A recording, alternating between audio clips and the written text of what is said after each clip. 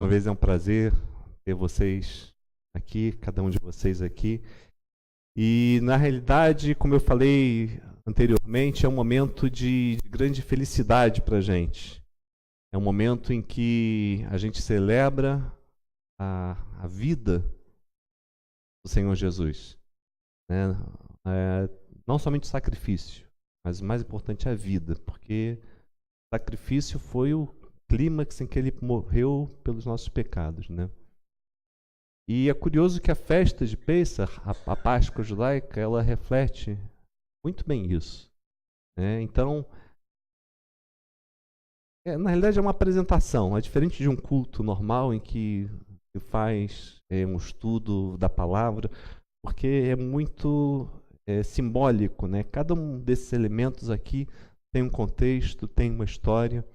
Então, à medida que a gente vai falando cada um desses elementos, gostaria que você veja muito mais do que uma celebração de uma festa judaica, mas como uma lição, na realidade, prática, explícita, sobre a vida, a morte e a ressurreição do Senhor Jesus. Amém? Então eu espero que você aprenda bastante e possa também passar aqueles que nunca viram, né? Aqueles que já viram. Para mim, sempre que eu faço essa apresentação, para mim é sempre algo novo, né? Então eu espero que seja o mesmo para aqueles que já viram também.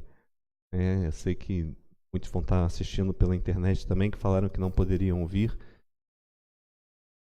Mas aqui, como eu falei, a gente vai estar então explicando cada um desses elementos. Mas vamos começar então por uma leitura rápida de uma passagem na Bíblia. Está lá em Lucas, capítulo 22. Eu vou ler somente alguns versículos aqui.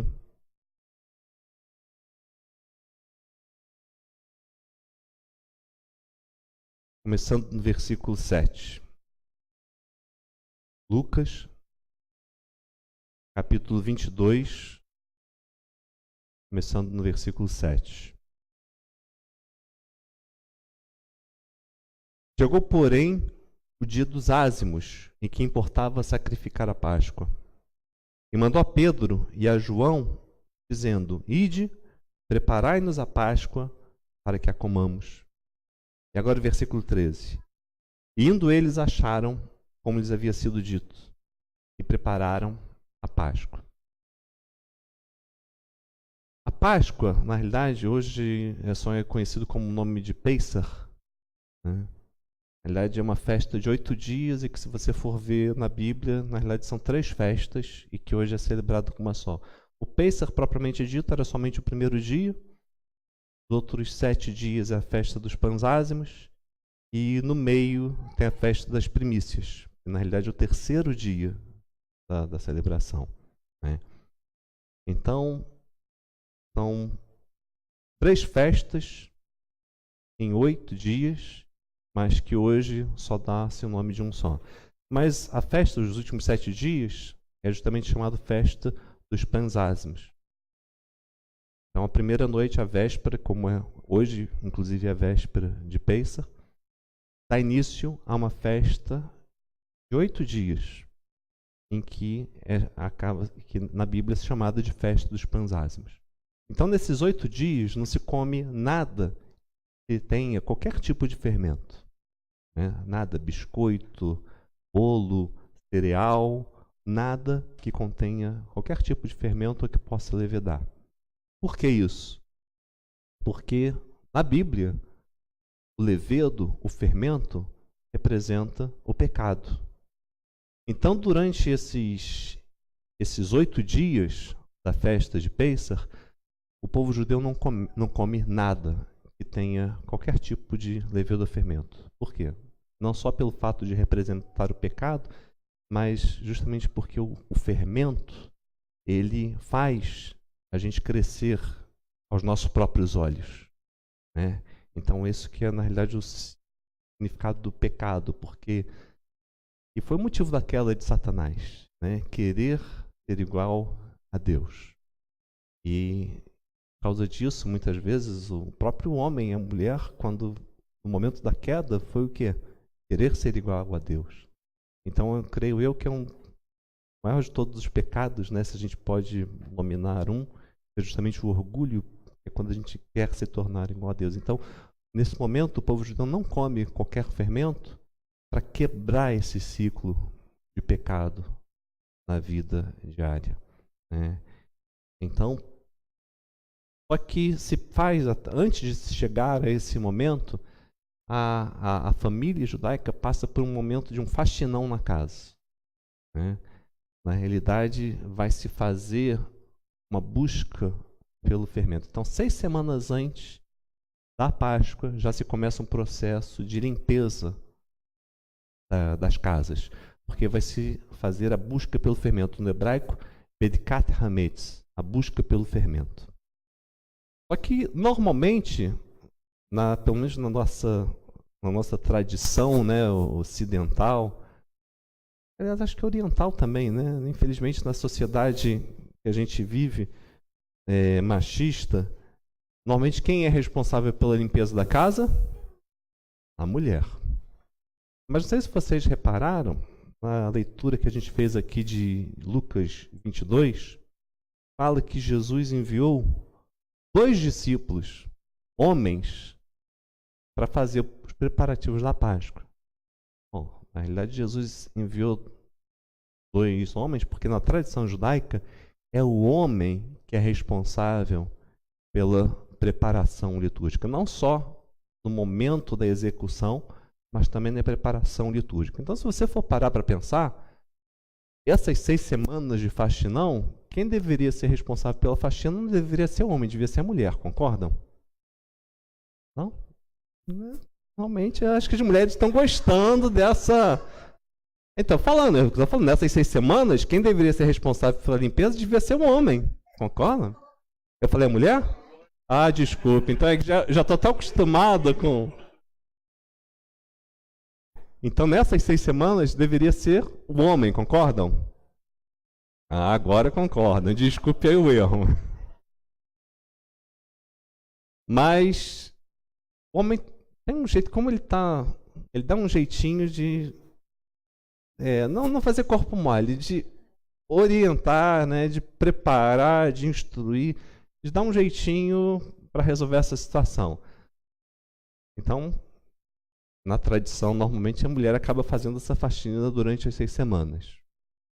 Só que a mulher não faz a faxina completa. Ela vai pegar uma porção de fermento e ela vai esconder em algum lugar da casa, e a função do homem encontrar e remover esse restinho de fermento que está escondido na casa. Então, se você for parar para pensar, a mulher podia pegar no pé do homem e esconder em qualquer lugar, né? Embaixo da cama, atrás do armário, em cima da geladeira. Mas ela esconde sempre no mesmo lugar, exatamente. Ela vai esconder sempre no mesmo lugar. Só que na véspera, então, na antevéspera de Pêssar, então, tipo assim, na noite passada, vai se fazer então essa cerimônia que é chamada de Bedkat Hametz, a busca pelo fermento. E o homem vai chegar então mais cedo na casa e vai fazer a procura do fermento. E vai achar, então, esse lugar que normalmente já está combinado com a mulher.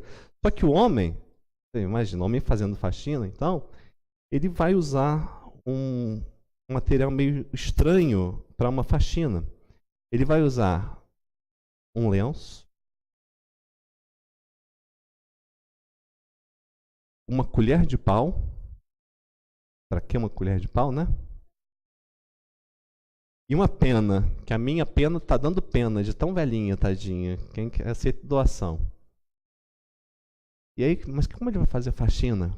Uma pena, uma colher de pau e um lenço. Bom, depois que ele achou então o fermento, que a mulher gentilmente escondeu no mesmo lugar dos anos anteriores, já que o fermento representa pecado, ele vai simplesmente arrastar o fermento com a pena para a colher de pau. E como ele representa o pecado, ele vai então enrolar no lenço.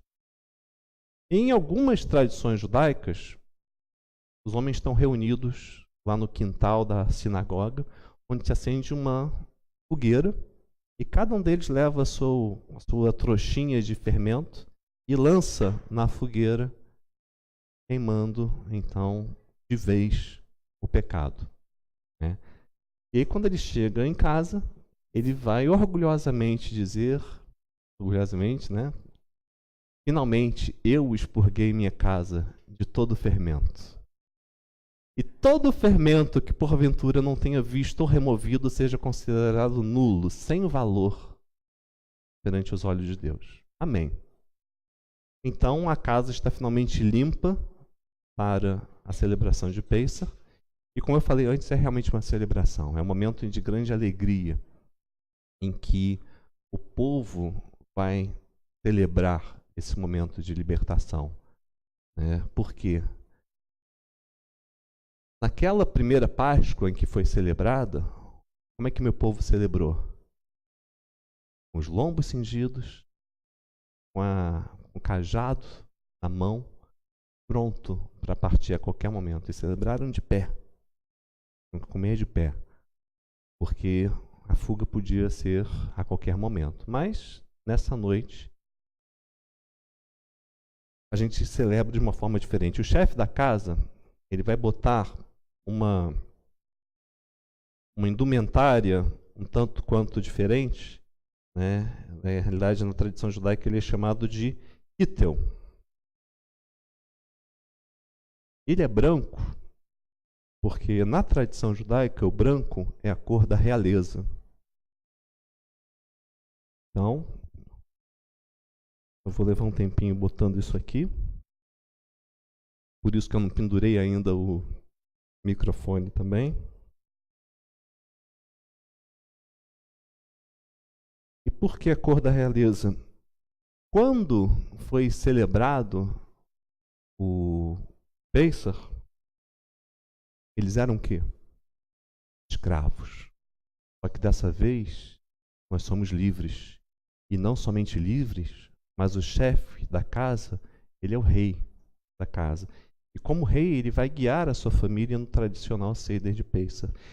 E uma das coisas também, quando eu falei que a gente comia em pé, comeu em pé a primeira Páscoa, nessa Páscoa as pessoas têm, cada um na sua cadeira, uma almofada, um travesseiro, para comer, na realidade, reclinado, recostado. Por quê? Porque na tradição oriental, somente os livres podiam comer reclinados. E hoje nós somos livres, né? Antes eles tinham que comer em pé, na pressa. Agora não, come-se reclinado, sem pressa, né? Então, e outra coisa também, normalmente o judeu, o homem, ele coloca o tradicional kippá, né, que é esse solidel. Só que nessa noite, em vez de ele usar o tradicional solidel, o chefe da casa, ele vai botar algo diferente. Ele vai botar como se fosse um símbolo de uma coroa. Infelizmente não tenho aqui para mostrar, mas é como se fosse um chapéu meio de padeiro, ou de chefe, né? Que na realidade é o símbolo de uma coroa. E nessa noite, o chefe da casa, então, ele é um rei. E como rei, ele vai guiar a sua família no tradicional Seder de Pêssar. Seder é uma palavra em hebraico que significa ordem. Porque Pêssar, ele segue uma ordem que é colocada nesse livro, que é chamado Haggadah. Haggadah significa narração. E é seguido, então, esse livro. E, na realidade, é uma cerimônia que pode levar até 4 horas. Então, por isso até que eu marquei 7h30, assim, até de 8 até meia-noite. De repente, até antes de meia-noite, a gente sai daqui.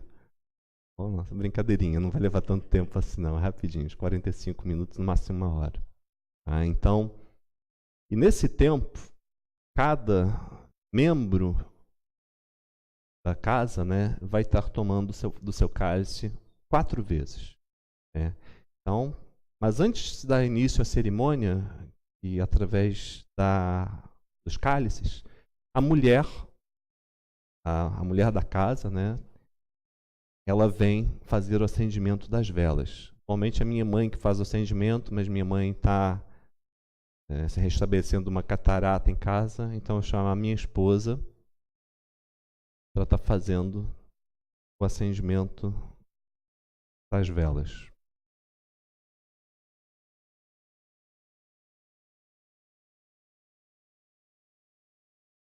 A colinha já está aqui.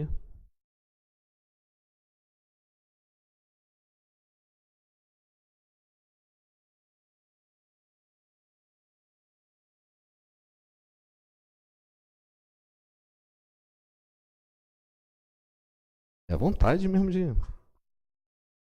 Você já deve ter vencido, né? Devia ter testado antes, né, amor? Temos outro lado, mulher. Isso. É que lá em casa, na sociedade machista, lá em casa quem cozinha sou eu. Né, amor? Falando sério.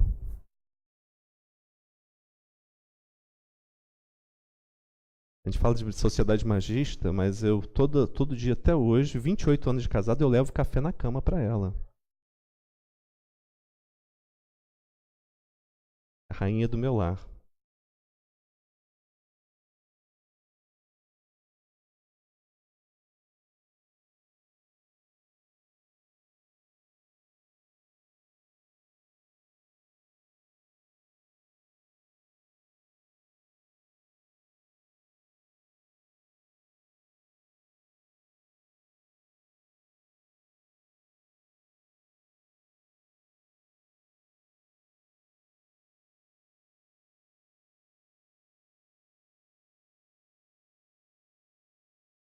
Bem,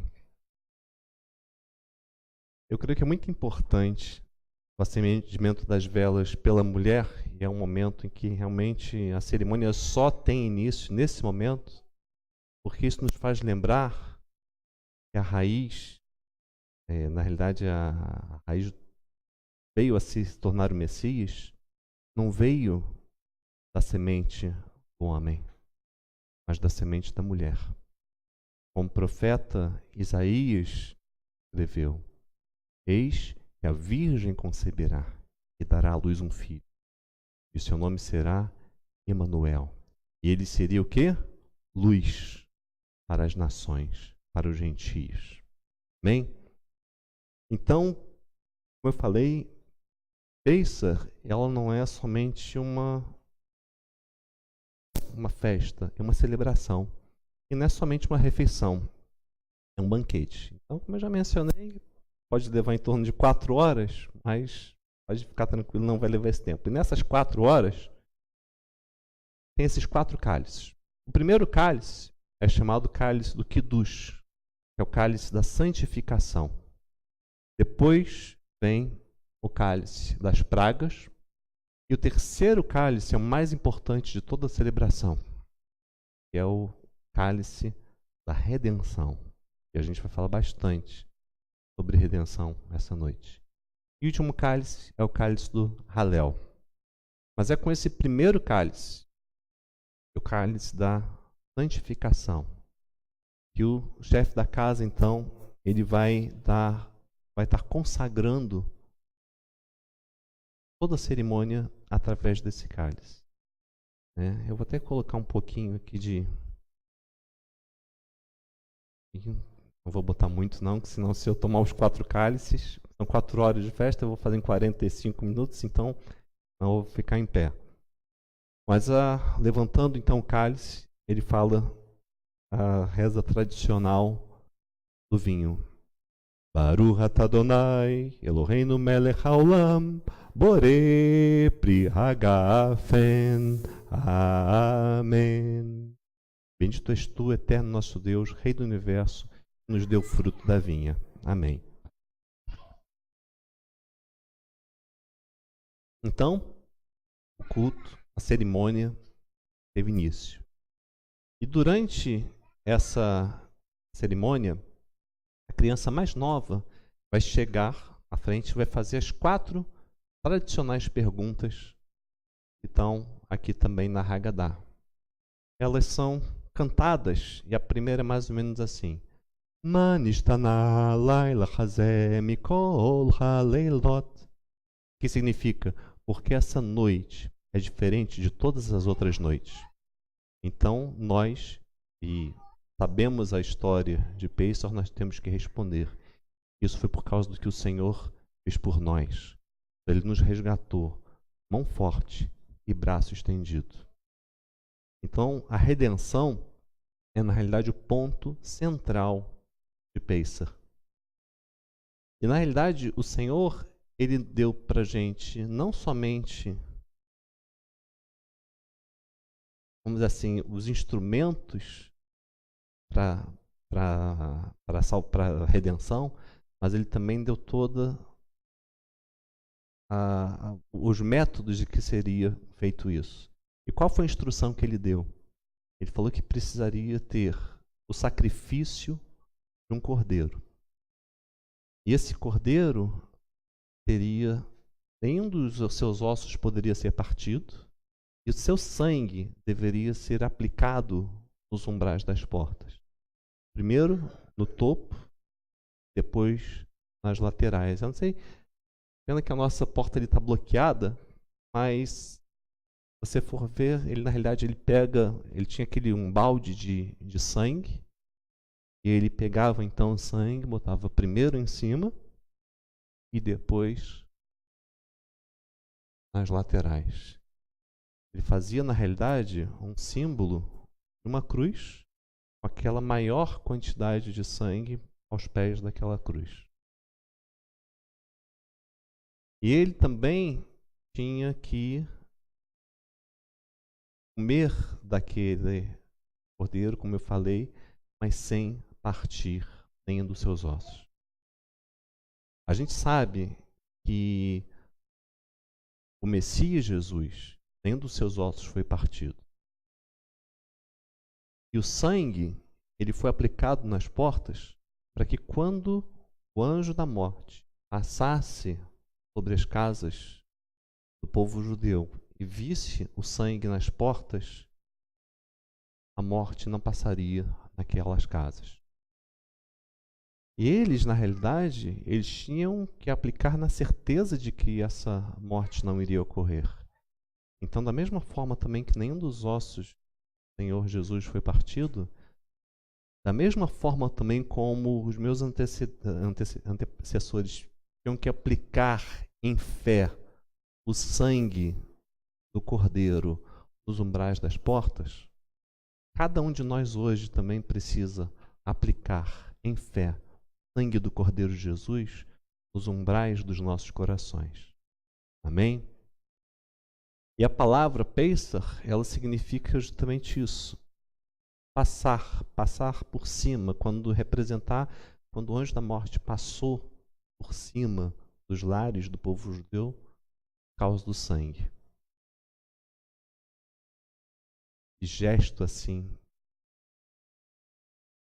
de libertação, misericórdia, mas e representação ainda mais linda da morte do Senhor Jesus por nós. Ele derramou sangue por nós e fez então a gente também passar por cima da morte, como a gente cantou hoje, a morte onde estás. Então, a gente também vai passar por cima da morte, passando então da morte para a vida. Amém? Mas depois também a segunda pergunta que a criança vai fazer: por que nessa noite nós só comemos pães ázimos? Nós explicamos que naquela noite nós tivemos que comer nosso pão na pressa sem poder levedar. E aí a gente come então o pão ázimo aqui mostrado, mas normalmente é o momento em que tem essa bolsa do matzá, e ela na realidade tem 3 divisões. São 3 pães aqui, um acima do outro,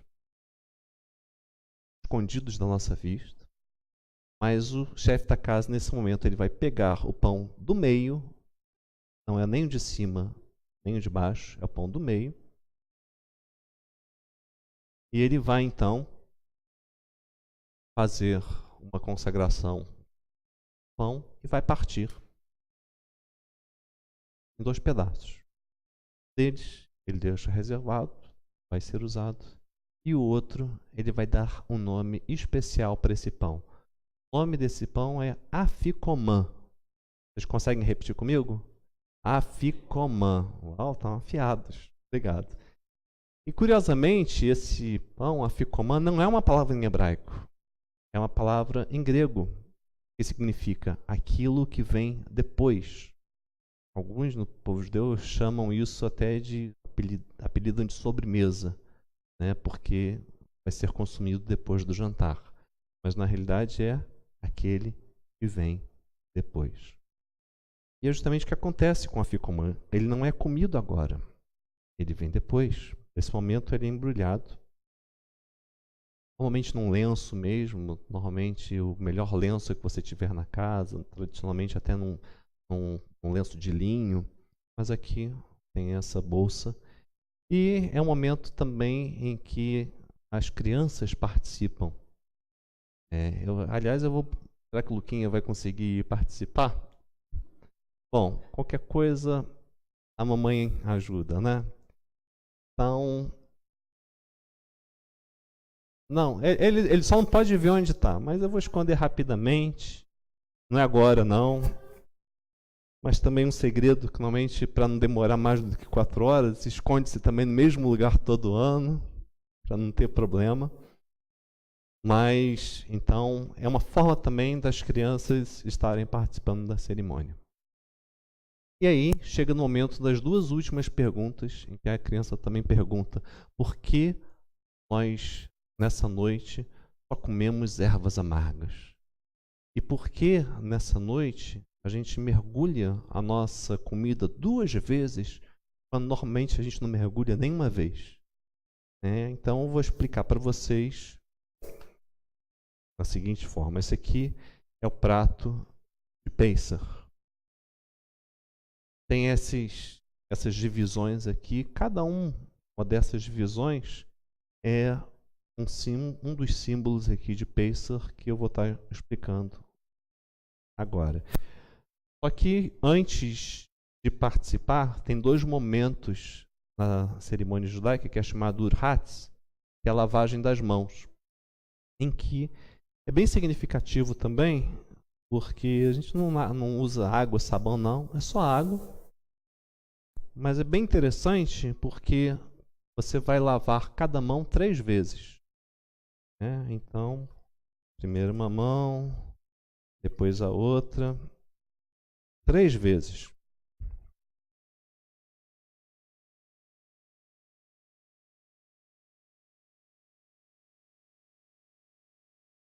E aí, é seco, mas eu não trouxe a minha toalhinha.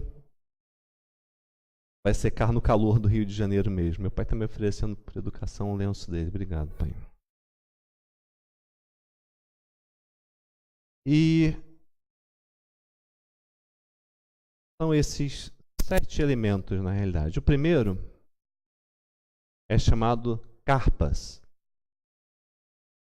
E dependendo da tradição, por exemplo, a tradição que meu pai cresceu é usada, por exemplo, a batata. Mas existe a tradição, uma outra tradição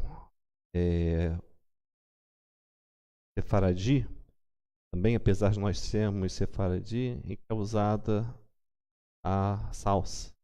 Eu pessoalmente gosto da salsa, por quê? Porque ela é bem significativa, porque o carpas, ele representa a vida. Normalmente eu gosto do verde, porque o verde é realmente o melhor símbolo que é da vida. Mas antes da gente comer o carpas, a gente vai mergulhar ele na água com sal, uma água bem salgada. Chega a ficar turva de tanto sal que coloca. E aí a gente mergulha nessa água salgada. Por que água salgada? Porque a água salgada, ela representa as lágrimas. Então, quando a gente come o carpas, a gente lembra uma vida sem redenção é uma vida imersa em lágrimas.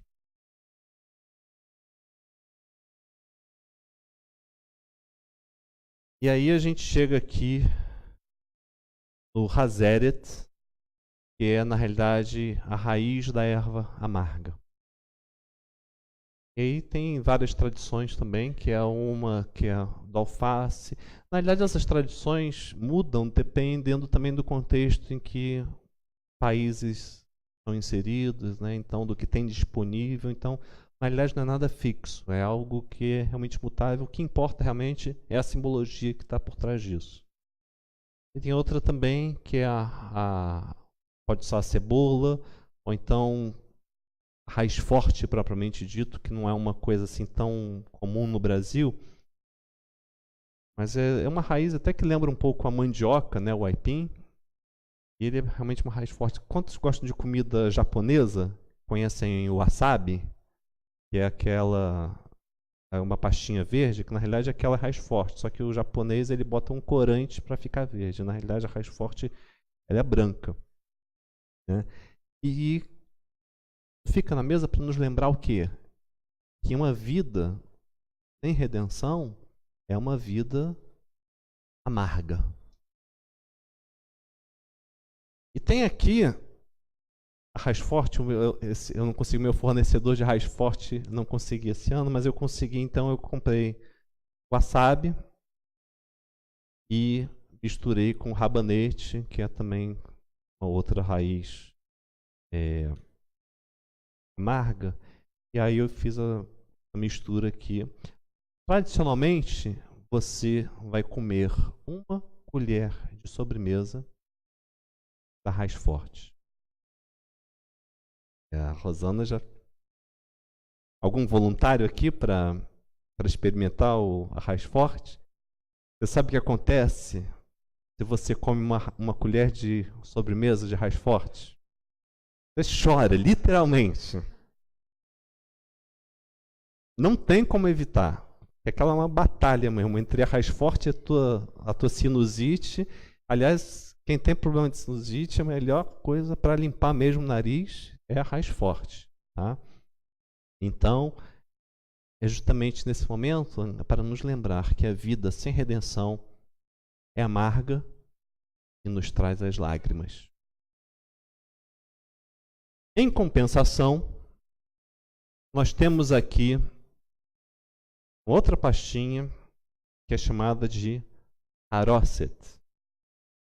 Haroset é uma pasta feita de maçã, passas, mel, nozes, um pouquinho também de vinho, e ela é simplesmente deliciosa, docinha,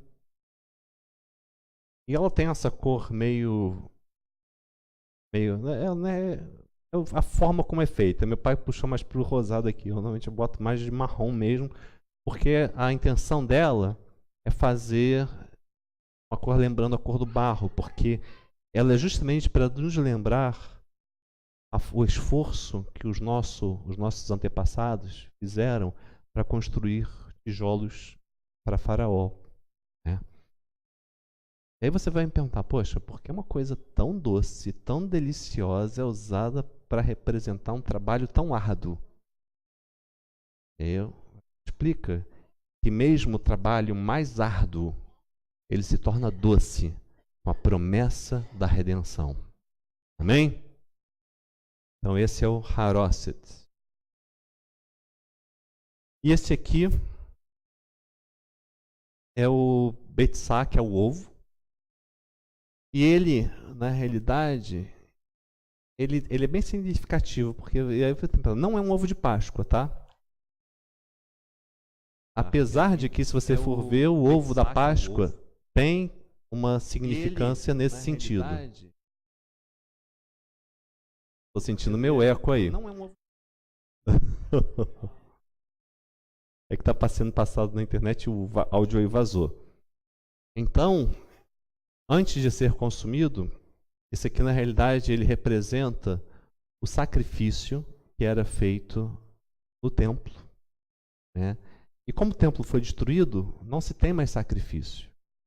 E o sacrifício do cordeiro, ele era como? Além de ser também consumido, ele também era queimado. Então, o ovo, antes de ser consumido, ele é passado no fogo, né? Justamente para lembrar o sacrifício no templo, que era então consumido, mas também queimado. Tá? Mas eu gosto muito da representação do ovo, porque ao mesmo tempo o ovo ele representa nova vida. Mas tem outro item, que é o último, que é o mais estranho de todos, que é chamado zeroa. É um osso da perna do cordeiro. Tá? E esse aqui é um osso legítimo de perna do cordeiro. Tá? Tem andado comigo por vários anos.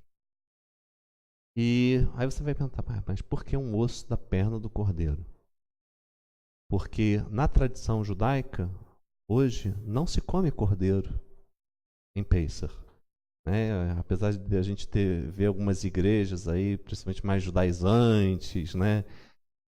Fazendo aquela festa e comendo cordeiro, não, o judeu não come cordeiro em Pêssar. Tá?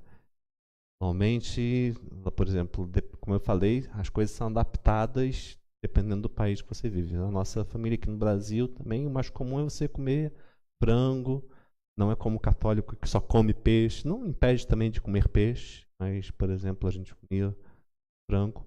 Mas o osso do cordeiro, ele fica na mesa justamente para nos lembrar que não existe mais o sacrifício. Não se come mais cordeiro. Mas aí leva uma pergunta interessante, principalmente esses dois últimos itens, o ovo e o osso da perna do cordeiro. Sem sacrifício, por causa da falta do tempo, como fazer a remissão pelo pecado? Se você for perguntar por um judeu tradicional hoje em dia, ele vai falar, não, é coisa antiga, não é mais importante. Isso foi coisa importante para 2000 anos atrás. Hoje não é mais. Mas se essa questão da redenção não é mais importante, por que então, na Haggadah, quando se faz a leitura, ele considera individualmente como se cada um de nós estivesse sendo redimido individualmente? Eu creio que essa questão da redenção é importante porque cada um de nós precisa ser redimido. Mas sem o sangue, como isso é possível? Bem, 2000 anos atrás, teve um homem judeu chamado Yohanan. Vocês conhecem ele melhor possivelmente como João Batista. Certa vez, João Batista estava fazendo batismos no Rio do Jordão, quando ele de repente viu outro homem judeu, nome Yeshua, Jesus. E quando ele viu Jesus, ele apontou e disse: Eis o Cordeiro de Deus, que tira o pecado do mundo. Então, a redenção não é através de um cordeiro que precisa ser repetido anualmente, mas é através do sacrifício do Cordeiro Jesus, que morreu de uma vez por todas, por cada um de nós. E através dele, eu já disse, nós podemos passar da morte para a vida. Amém? E aí, chegamos no momento do segundo cálice, o cálice das pragas.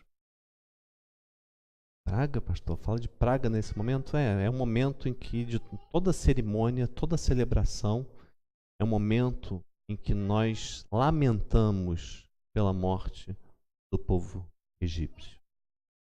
Eles morreram por causa da teimosia de um homem, né? Faraó, ele foi repetidamente instruído por Deus o que Deus queria que ele fizesse, mas ele falou: não, não vou fazer, não quero. Então, nesse momento, ele pega o vinho e antes de se consumir o vinho, vai se derramar, porque na tradição judaica um cálice cheio significa alegria plena. Mas como a gente faz o lamento pela morte dos egípcios, a gente não tem uma alegria plena nesse momento. Em vez de tomar o cálice cheio, a gente vai derramar 10 gotas do vinho, cada um deles representando as 10 pragas. Então a gente não só derrama as 10 gotas, mas a gente menciona em hebraico e em português o nome das 10 pragas. E aí sim vai se tomar o cálice das pragas. Mas esse cálice nos ensina uma importante lição. Como eu falei, Faraó foi repetidamente instruído por Deus o que Deus queria que ele fizesse, mas ele falou não. Então, qual é a lição que a gente aprende? Quando Deus nos determina, nos dá uma ordem, um comando, o que nós devemos fazer? Obedecer. Então, se Deus te dá uma ordem, a melhor coisa que você faz é obedecer. Então, obedeça.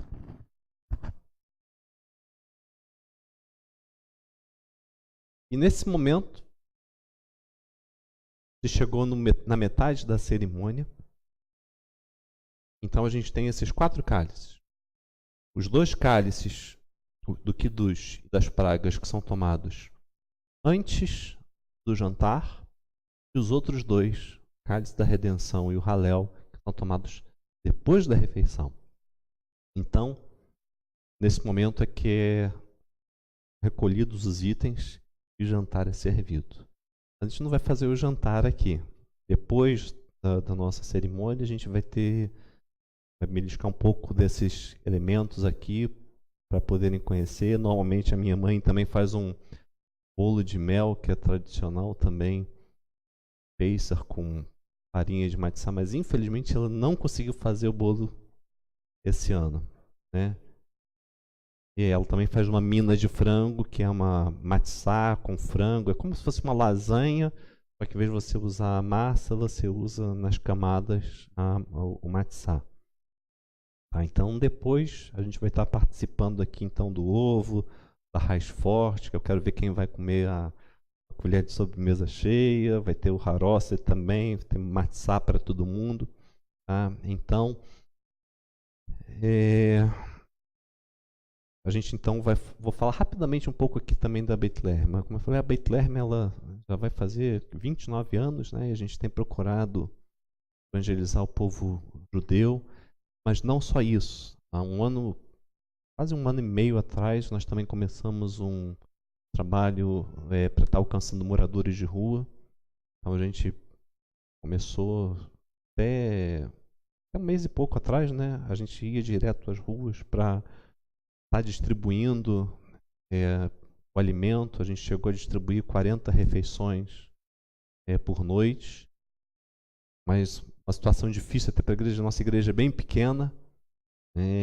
Normalmente a irmã Leni preparando feijão, meu pai e minha mãe cozinhando, eu também, o Caio. Normalmente para ruas, pouca gente, normalmente eu e o Caio. Só que nos últimos meses começou a ficar difícil, até por causa do Tijuca presente. E porque aí o pessoal começou a se espalhar muito e começou a ser difícil achar os moradores de rua. Então, normalmente a gente chegava em casa lá pelas 10h30, 11 horas. A gente começou a chegar em casa depois de meia-noite, catando eles. né? E aí eu falei, não, tá muito difícil assim.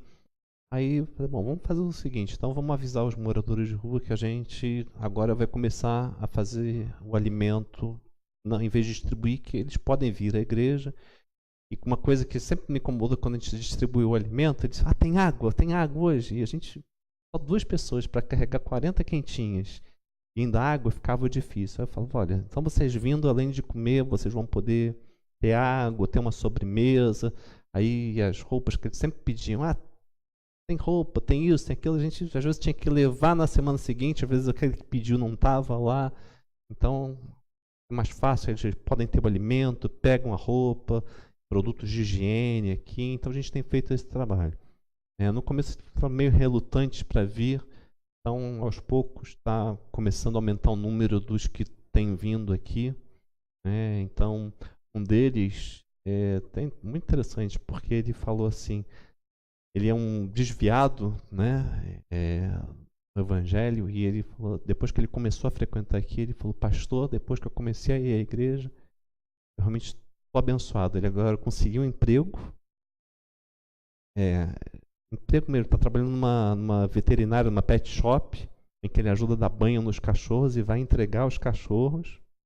E além do salário, ele ainda tem almoço, jantar e transporte. E agora ele já arranjou, parece que essa semana um amigo dele que trabalha numa lavanderia, tem uma cama com tudo, vai deixar ele estar morando lá. E ele falou, olha, pastor, eu reconheço que foi só depois que eu comecei a não só ser abençoado pelo alimento de vocês, mas comecei a ir à igreja, que eu estou vendo realmente Deus trabalhar na minha vida. Então, é uma coisa realmente gratificante, né?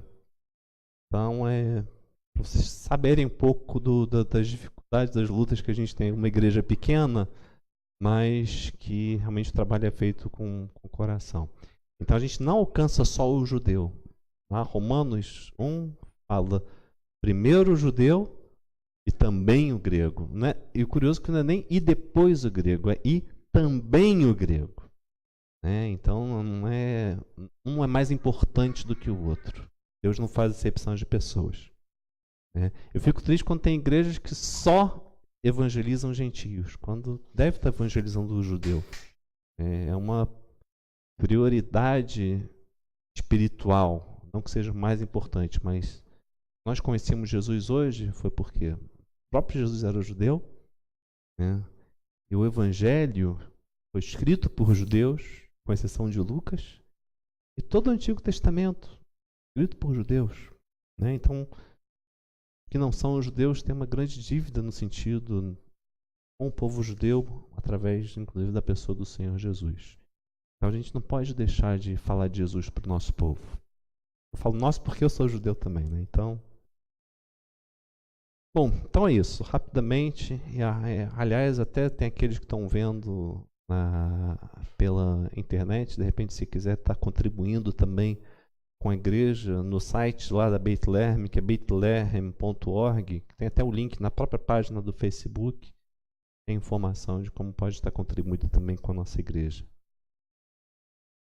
Bom, então é isso. Depois então da refeição, parte para os finalmente, vamos dizer assim. É quando se chega nos 2 últimos cálices. O cálice da redenção. Mas o cálice da redenção não pode ser consumido ainda, porque mais cedo a gente pegou algo, foi partido e escondido. Alguém lembra o nome do que é? Afikoman. Carlos está afiadíssimo sempre. Então é no momento que as crianças, e aqui nessa noite o Lucas, vamos ver se o Lucas vai participar com a ajuda da Natália, provavelmente, a procurar o Afikoman. Vamos lá? Hein, Lucas? Vamos brincar?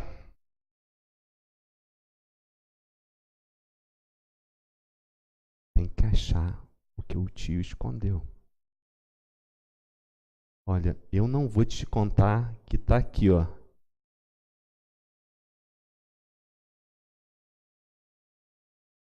Achou!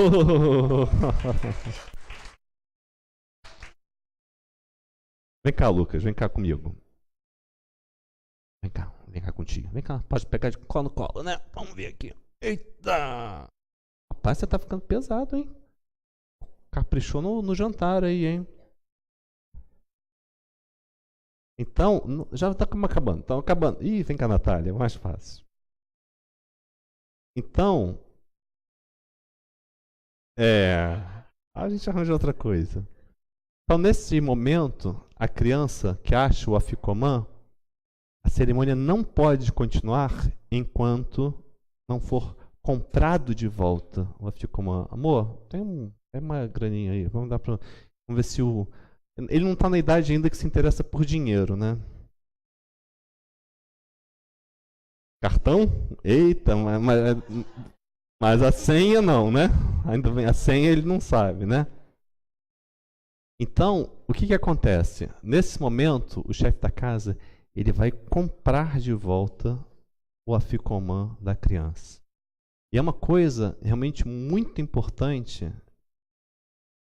Ó, R$5. Você sabe o que é isso aqui, Lucas? Ainda não, né? Um dia você vai entender e vai gostar. Ó, vamos fazer uma troca aqui, Lucas. Ó, tá isso aí. E agora você me dá isso aqui, ó. Isso, muito obrigada.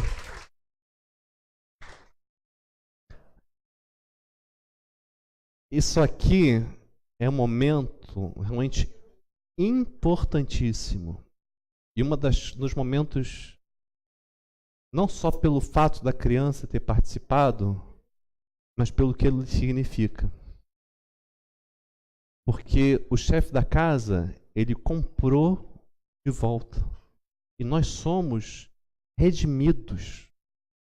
Nós somos redimidos, nós somos comprados de volta. Não com preço simbólico de um valor pequeno, que não existe dinheiro que possa comparar isso. Mas nós fomos comprados de volta com alto preço do sangue do Senhor Jesus. E é nesse momento, então, que a cerimônia pode continuar, porque enquanto o afikoman não é achado, não pode continuar a cerimônia. E é nesse momento, então, o chefe da casa pega o afikoman, faz uma outra reza. Eu falo reza porque é reza mesmo, que é tudo decorado, né? A gente sabe que oração é do coração. E ele, depois dessa reza, ele vai partir o pão novamente. Só que dessa vez, ele vai partir em pequenos pedaços, mais ou menos do tamanho de uma azeitona. E esse afikoman, um pedaço do afikoman, vai ser então consumido com o cálice da redenção. Para que nos lembra algo? Deveria, porque é justamente a origem da ceia do Senhor.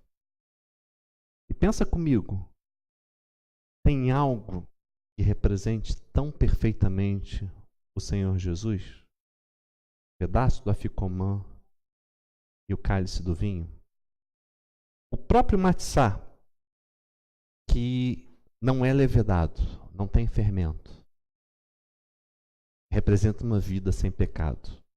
Jesus viveu uma vida sem pecado. E o matzá, para ser preparado, os rabinos têm instruções bem específicas quanto ao preparo do matzá. Uma dessas instruções é que ele tem que ser perfurado, justamente para não levedar. Eu vou mostrar algo para vocês que eu gostaria que todos vocês vissem. Você pode ficar em pé se não estiver vendo, tá? Tá vendo aqui? Se você não estiver vendo, por favor, pode levantar a mão. Conseguiu aí, Caio? Já viu, mas tá vendo agora? É porque se você estiver vendo, é sinal que os outros também estão vendo. É a minha referência. Todos aí conseguiram ver? Viu, Hélio? O profeta Zacarias falou o quê? Eles olharão para mim a quem transpassaram. Matzá. Mas eu também consigo ver o Senhor Jesus no próprio pedaço do Afikoman. Ele falou que esse aqui é o meu corpo, que é partido por você e por cada um de nós. Fazer isso em memória de mim. E o próprio cálice da redenção. Vocês vejam, os rabinos falam que o vinho que é consumido em Pêssar tem que ser tinto, justamente em memória do sangue do Cordeiro sacrificado, para nos redimir, para nos libertar da escravidão no Egito. Só que esse cálice, o cálice da redenção, que é justamente o cálice que é tomado depois do jantar, que Jesus pegou e falou: este é o sangue da nova aliança em meu sangue, que inclusive meu pai mencionou durante a oração, Jeremias 31. Fazer isso em memória de mim. E é justamente o momento em que, pela tradição judaica, é comido o pedaço do Afikoman com o cálice da redenção em memória da carne e do sangue do Cordeiro Pascal. O meu Cordeiro Pascal é Jesus. Amém. E aí, a gente chega também no último cálice. Aliás, esqueci de falar uma coisa importantíssima, já ia esquecendo. Além do matzá, do próprio Afikoman, eu já ia me esquecendo dessa bolsa aqui. Eu costumo chamar, além de bolsa de matzá, eu costumo chamar de bolsa 3 em 1. Vocês lembram dessa bolsa?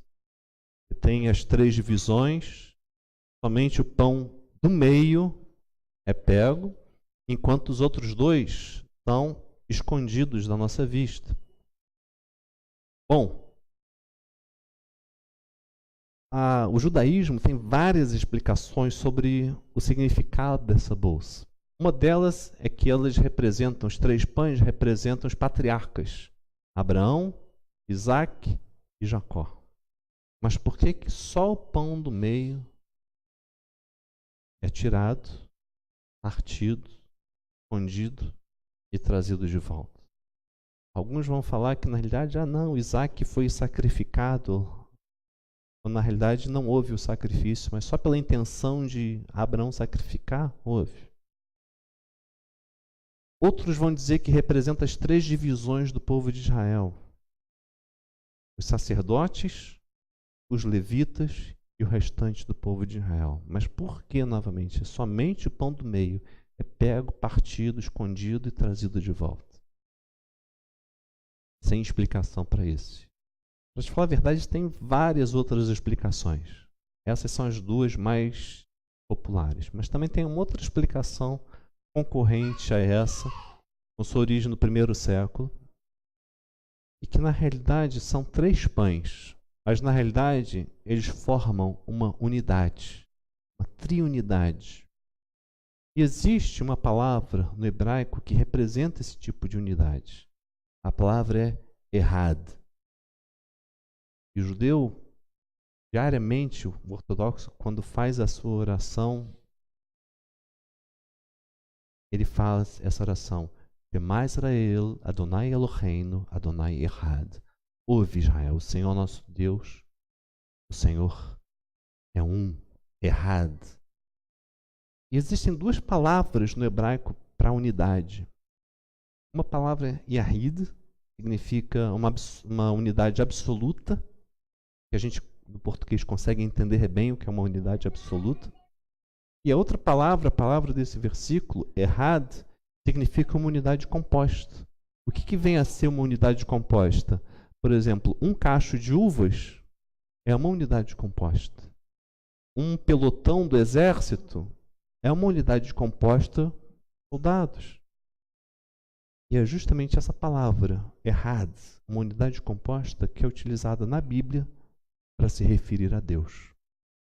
Então, nós judeus que cremos em Jesus sabemos que a bolsa do Matzah representa Deus Pai, Deus Filho, Deus Espírito Santo. Somente o pão do meio é retirado. Ele se torna visível, enquanto os dois continuam escondidos da nossa vista o tempo todo. E João, em seu evangelho, no capítulo 1, ele falou: no princípio era o Verbo, e o Verbo estava com Deus, e o Verbo era Deus. E o Verbo se fez carne e habitou entre nós. Então a gente pode ver o Senhor Jesus também na própria bolsa do Matzah. E como eu falei, no pedaço do aficomã com o cálice da redenção, que deu origem justamente à ceia do Senhor. O cálice da redenção é tomado depois do jantar. E o último cálice é o cálice do Halel. Todos vocês sabem pelo menos uma palavra em hebraico. Não sei se todos sabem que é hebraico. A palavra é aleluia, que significa louvor a Deus. Halel significa louvor. Então esse é o cálice do louvor. Provavelmente é o momento em que os discípulos saíram justamente cantando, porque é o momento em que se canta dos Salmos 113 a 118 e no final de Pêssar justamente com esse cálice, o cálice do Halel. Mas existe um último cálice que eu ainda não mencionei para vocês. Esse cálice aqui é o cálice de Elias. Eliarro, o profeta Eliarro. E aí, é curioso porque não é só o cálice que se encontra na mesa. Normalmente na cabeceira, na outra cabeceira, né? Uma o chefe da casa ocupa, na outra tem um lugar que é reservado para o profeta Elias. Tem prato, talheres, cálice. Por quê? Porque o povo judeu espera a manifestação do profeta Elias. Mas por que Elias? Malaquias, ele escreveu que antes do Messias vir, Elias viria. Só que curioso que dessa vez, Jesus, falando de João Batista, falou que a vez de dar crédito, ele é o Elias que havia de vir. Então, o Elias já veio. Assim como o Messias, Jesus, Salvador de judeus e gentios. Através dele é que nós temos a salvação. Através dele é que nós temos a redenção da morte para a vida. Deus e gentios, não tem mais muro de separação, foi derrubado. E através dele é que nós podemos ser um. Um errado. Uma unidade composta também. Nós somos um em Cristo. Amém? E é curioso que o meu povo, justamente essa noite, no mundo inteiro, está celebrando Pêssar. E como meu pai chegou a mencionar antes, no começo, né, que eles na realidade celebram Jesus todo ano, mas não conseguem enxergar Jesus. E ele é nítido em cada um desses elementos. Então, eu realmente gostaria que você estivesse orando, começando hoje, por 8 dias, pelo meu povo judeu, para que os olhos possam ser abertos no celebrar de Pêssar, que a dureza do coração seja quebrada, né? Aquelas tábuas de pedra, né, do coração sejam partidas e se torne realmente coração de carne e que possa entender que Jesus é o Messias. Né? Então, é isso que o Senhor possa ter falado com vocês nessa noite e que você possa estar orando pelo meu povo também. Amém? Shalom. E